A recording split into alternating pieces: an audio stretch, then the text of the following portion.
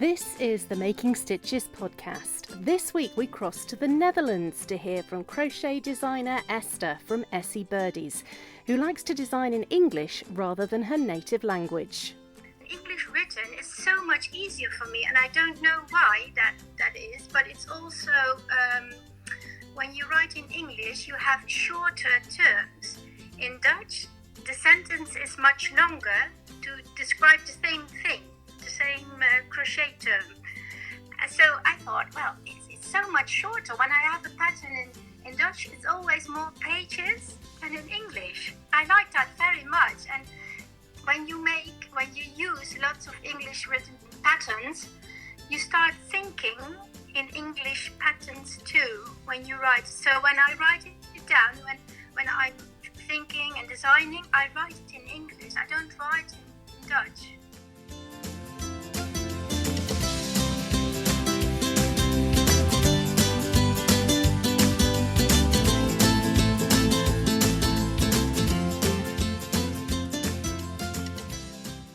Hello and welcome to episode 9 of Making Stitches. I'm Lindsay and this week Esther from Essie Birdies is my guest. Esther's a crochet designer from the Netherlands who had her interest in crochet sparked by an amigurumi kit which was given to her daughter just 10 years ago. Esther was bitten by the crochet bug and progressed from amigurumi to shawls, bags and home furnishings, and was soon writing and publishing her own patterns. Esther proves that you don't have to start early on to make an impact in the world of crochet. When I was young, I was always busy with other things. I love animals, and I always had a dog and a horse when I was young, and I spent a lot of time busy with my horse and with my dog and other animals too, and school. So I actually didn't do much creative things at that time when I was younger.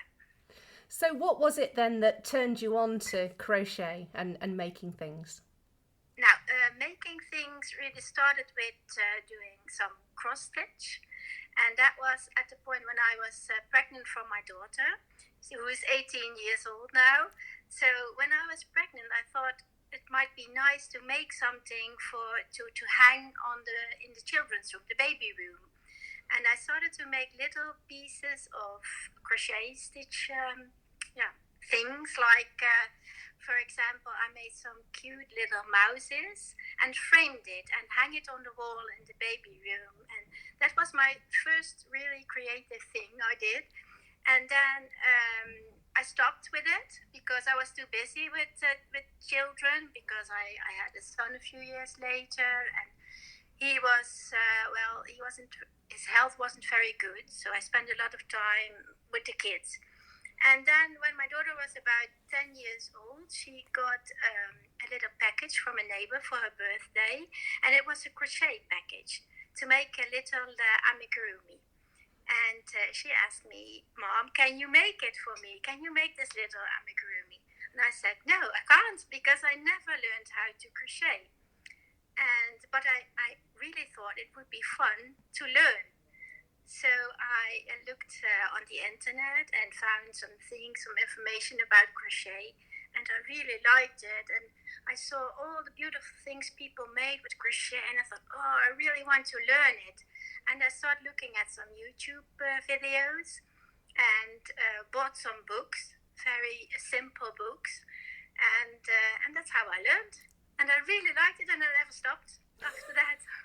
That seems to be a recurring theme. That's often the case. Once you've started, you just can't stop. No, that's true. You just can't stop. I never stopped. I keep on crocheting, and because there are so many things you can make, a lot of different things.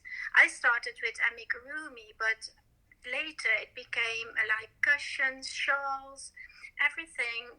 I really like blankets, bags for my daughter. I made lots of bags for my daughter because she always said, "Oh, this is the one I like. Can you make it?" And then I tried that, and I thought, now it's endless possibilities. It's very, very versatile, isn't it? Yeah. Yes, it is. Yeah.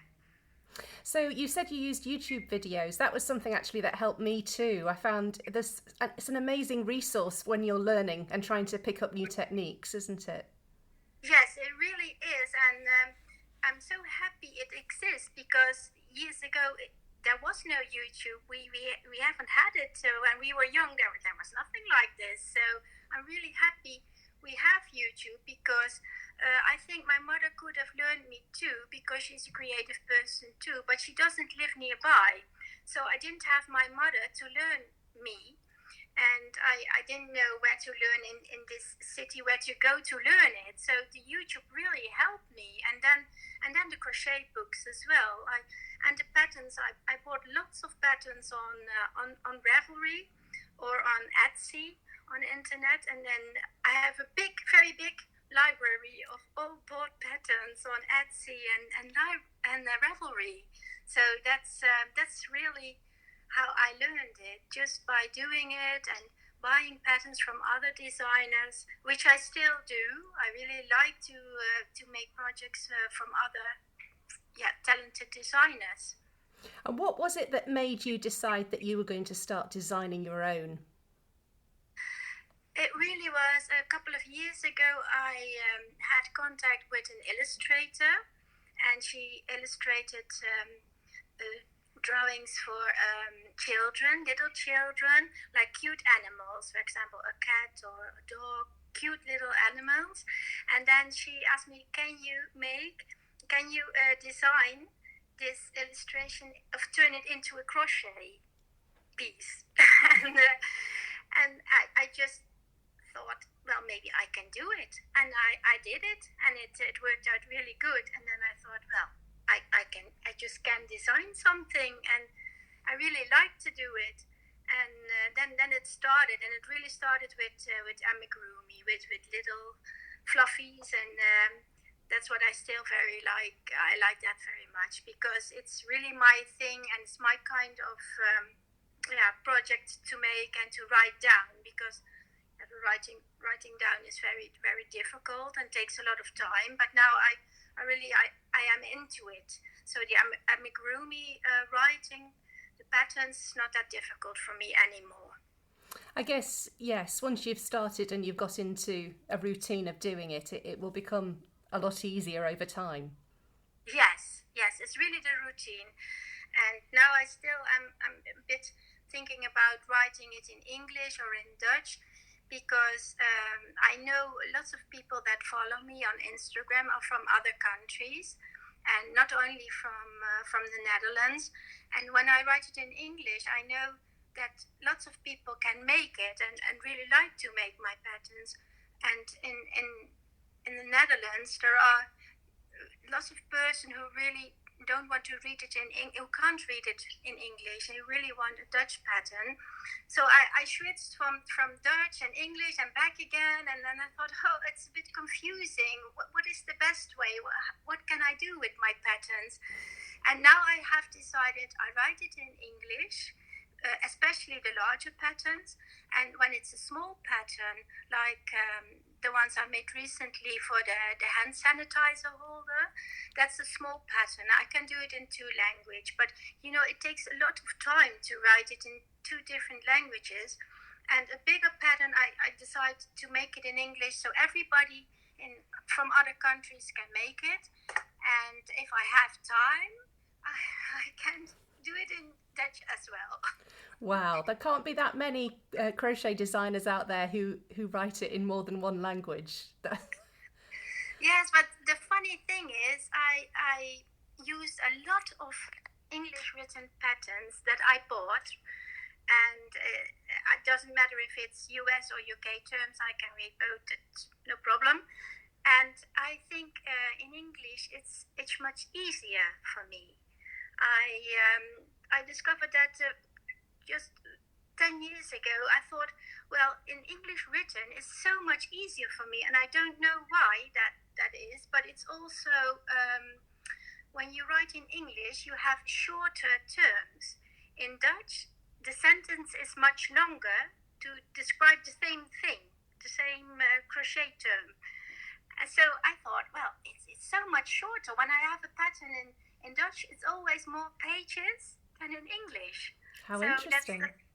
I like that very much. And when you use lots of English written patterns, you start thinking in English patterns too when you write. So when I write it down, when I'm thinking and designing, I write it in English. I don't write in Dutch. How interesting, but actually Yes. Dutch is your mother tongue, and yet English is your crochet tongue. Yeah, really is, and also for knitting as well, because a couple of years ago I really wanted to learn knitting because I love knitting garments so much. And when I looked on the internet again to learn knitting in Dutch, I really thought, oh, it's so difficult. I don't understand it. Really, it didn't work for me. But then I put it away, and after a while I thought, no, I want to learn to knit. So I started to look at the English YouTube videos again, and information also.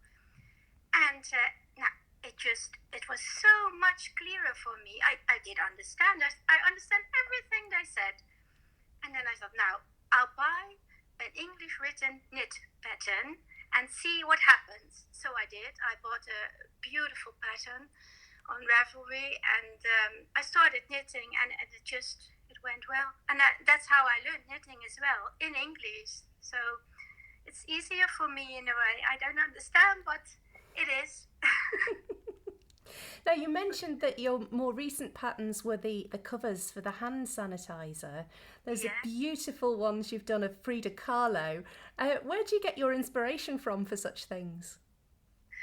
Well, Frida Kahlo is for many years an inspiration, and you see lots of projects in Frida Kahlo's style on Instagram or on Facebook. And then a couple of months ago I made the Frida Kahlo cushion, the bigger one, and it just appeared to me.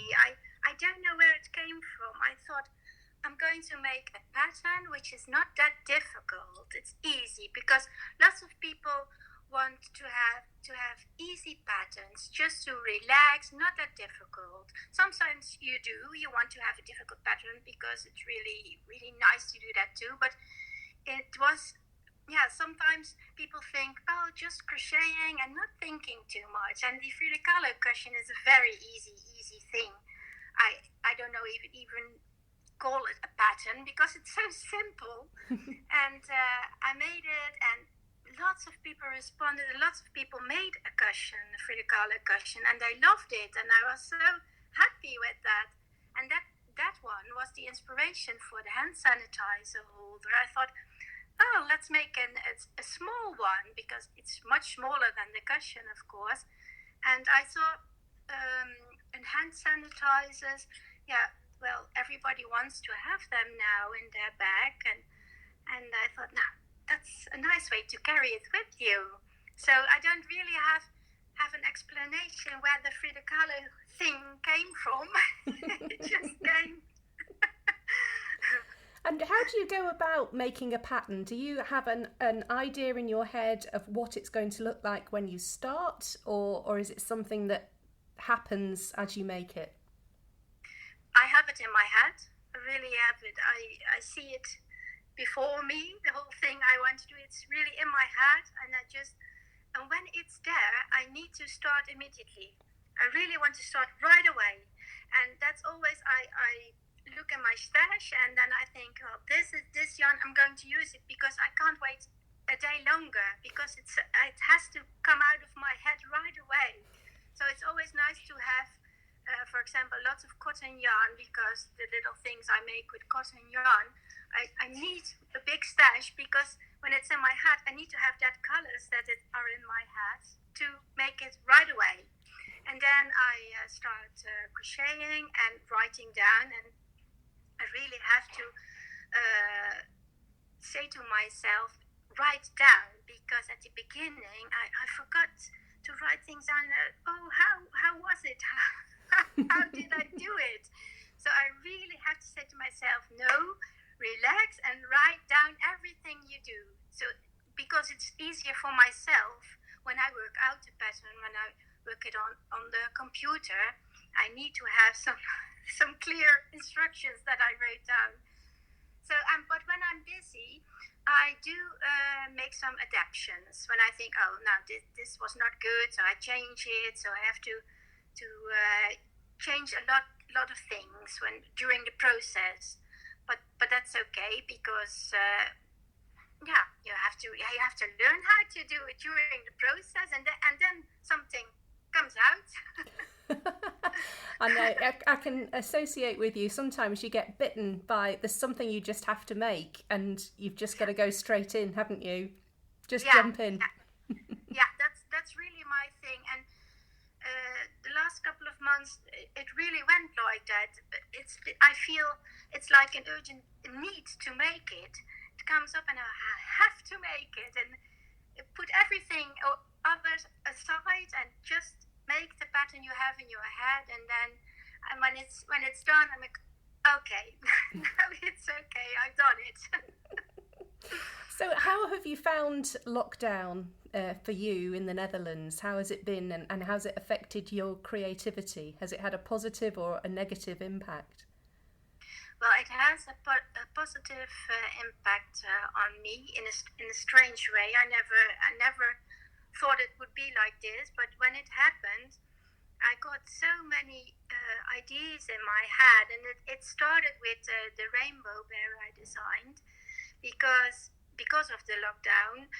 I saw the bears that everybody put in the window and the rainbows, and I thought, oh, I have to make a little rainbow bear. I love it. I have to make it. And that was such a positive thing, and people really liked it. And I put the rainbow bear here in front of my window, and the children walked around the neighborhood and saw it and stood still to look at the little bear. And I thought, oh, that's what I really like. And in a way, it inspires me. It's really strange because it's a weird thing, the whole lockdown, but we didn't have a very strict lockdown here. We were allowed to go out, and we were allowed to go shopping and walk with the dog and everything, but the distance was always very important from the start, and it went well here in the Netherlands. It worked out fine, and now the level of people being ill is very low, so that's a very good thing. And now they are starting to make it less strict. We were more allowed to do more things now, and it's a bit exciting because we don't know how this will turn out, but that's in lots of other countries at the moment the same. But for my creations, it's been an inspirational period. Yeah. I guess you've got a lot more time on your hands potentially that you wouldn't normally have. I mean, our diaries have been completely cleared, haven't they? Yeah. Aside from looking after family, which doesn't go away. Yes, that's true. Yeah. We had a lot of more time, but one thing I did have was that my family was all sitting here in the house, which was a bit, you're on to each other, because I have a husband and a son and a daughter, and today is my son's first day at school in 10 weeks. Oh, wow. He hasn't gone in 10 weeks, so we did. I did a lot of homework with him together, because he needs that. He needs a bit of attention from school. So I did a lot of homework with him, and today is his first day, so that's exciting too. And I'm alone for the first time in the house now. That's why I asked to do this interview today. Perfect. I never was alone during 2.5 months. It's quite hard, isn't it, when you're used to having the house to yourself, and then all of a sudden it's full of people. Yes, it really is. And I work on my table here in the kitchen. I have a large kitchen table, and then I do all my work on that table. And then all of a sudden my husband was sitting there, and I thought, oh, I really don't like this. He's using my table. And we didn't have a table or anything like it upstairs in our house, but now we're planning to make one, to put a table upstairs, but because he has to do a lot of video calls for his work, so he's always talking, and I get so distracted by by him talking all the time in that phone or on the computer. It's so busy. Oh, I know exactly what you're going through. It's quite hard at times. Yes.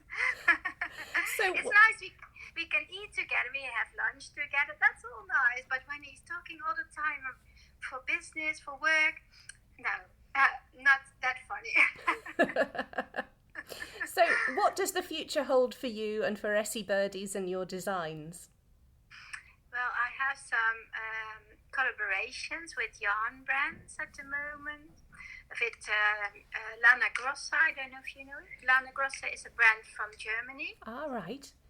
And I made several things since, I think, last December I started working with them. And I made some designs too for them, which is very nice because the yarn is so beautiful. I really love to work with it. And I have a collaboration with a Dutch brand. And you won't believe it, but I'm already working on things for Christmas. Wow. Summer has not begun yet, but they asked me to design a project, a thing for Christmas. And well, I really like that because that's my thing, small things for Christmas. So it's okay to start thinking about it. You don't have to actually do it right now, but making plans in your head for Christmas is nice, I think. And other plans are, well, I have a collaboration which is a bit of a secret, which comes in July. Brilliant. But I don't have really big plans, and I really like to work the way I do now. So when something comes up popping in my head, I really want to get it out and not plan so many things ahead, a long way ahead. No, it just comes out at the time and then I make it. That's what I prefer. Yeah. My deepest thanks to Esther, who was very kind to agree to be interviewed for the first time in English. I wish my skills at languages were so accomplished. If you'd like to see Esther's work, you can find her on Instagram as Essie Birdies, and I'll include a link to her website in the show notes for this episode. This is the penultimate episode of Series 1 of Making Stitches. After next week, I'm going to be taking a break to collect some more interviews for Series 2, which will be out later this year. Thank you so much for listening.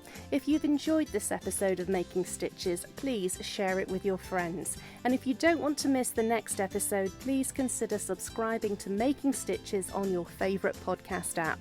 It costs nothing to subscribe, it's simply a matter of clicking, and the next episode will appear when it goes online. My name's Lindsay, and this podcast was edited and recorded by me. You can also find me on my blog, Postcard from Gibraltar. Thanks so much for listening. Until next time, keep safe and enjoy your crafting.